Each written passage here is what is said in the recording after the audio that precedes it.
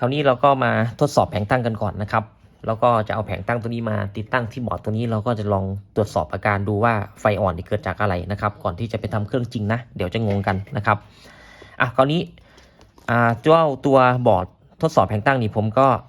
ทำขึ้นมาใหม่นะครับก็ใช้วงจรเดิมนั่นแหละแต่ว่าทำขึ้นมาให้เรียบร้อยหน่อยนะครับก็จะมีแผงตั้งด้านนี้นะเนี่ยก็ยังหลวมๆอยู่นะครับก็จะมีแผงตั้งตัวนี้นะครับแผงตั้งตัวนี้นะก็ติดตั้งเข้าไปที่ด้านนี้นะครับ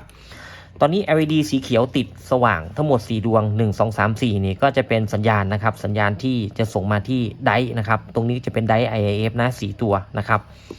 ซึ่งเราวัดสัญญาณครับเราวัดสัญญาณก็จะได้อยู่ที่20นะครับ20โวลต์แล้วก็5โวลต์นะครับ20โวลต์5โวลต์นะครับโดยประมาณนี้โดยหลักการของเรานะแล้วก็ไอตัวสีแดงตรงนี้ก็คือเป็นไฟซอฟต์สตาร์ทนะครับเนี่ยไฟซอฟต์สตาร์ทนะ 4.8 โวลต์ตามปกตินะครับมีปกติแล้วนะผมจ่ายไฟ24โวลต์แล้วก็12โวลต์เข้าที่แผงตั้งนะครับคราวนี้ปุ่มนี้จะเป็นปุ่มทดสอบ OC นะครับ OC นะว่าแผงตัวนี้ทำงาน OC ได้ไหมนะครับพอกด OC เสร็จเนี่ยชุดนี้ก็จะหยุดการทำงานไปเลยนะครับลองดูนะ3 2 1เรียบร้อยนะครับสัญญาณไม่มีแล้วนะครับสัญญาณไม่มานะครับสัญญาณไม่มาเราก็รีเซ็ตไป1รอบนะครับต่อมาครับคราวนี้ปุ่มนี้ครับปุ่มนี้จะเป็นการทดสอบปุ่มนี้จะเป็นการทดสอบออฟแอมนะครับว่าทำงานได้ปกติหรือไม่นะก็เดี๋ยวเราป้อนไฟเข้าไปครับป้อนไฟเข้าไปนะผมป้อนไฟเข้าไปถ้ากดแล้วออฟแอมทำงานได้ปกติถ้าออฟแอมทำงานได้ปกติเขาจะส่งสัญญาณมาสั่งเบรกให้ICPWM เนี่ยหยุดการทำงานเพราะว่าขาเก้าไม่มีไฟนะครับลองดูนะกดนี่ครับเนี่ยประมาณนี้นะอันนี้ถือว่าออฟแอมทำงานได้ปกตินะครับบอร์ดนี้นะที่ผมทดสอบออฟแอมทำงานได้แล้วนะเนี่ยประมาณนี้นะเนี่ยก็จะไม่มีแรงดันสัญญาณขึ้นมานะครับจากนั้นครับเมื่อเราทดสอบอะไรเสร็จเรียบร้อยทุกอย่างแล้วเนี่ยชุดนี้ครับชุดนี้ก็จะเป็นชุด IIF ไดร์ขยายนะเราก็จะต่อไฟเข้าไปนะครับตรงนี้ก็ต่อเข้าไปปั๊บ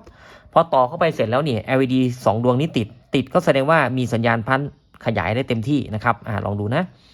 ก็จะได้ประมาณสัก 13.28 โวลต์โดยประมาณ13โวลต์นะครับแต่ถ้าเกิดออฟแอมทำงานผิดพลาดไม่มีสัญญาณพันออกมานะครับลองดูนะผมกดปั๊บเนี่ยสัญญาณหายนะครับไฟแรงดันก็ขึ้นประมาณ23-24โวลต์เนี่ยประมาณนี้นะครับ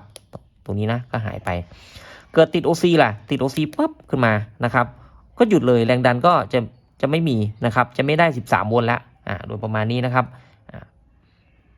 ก็ถือว่าค่อนข้างจะสมบูรณ์นะบอร์ดนี้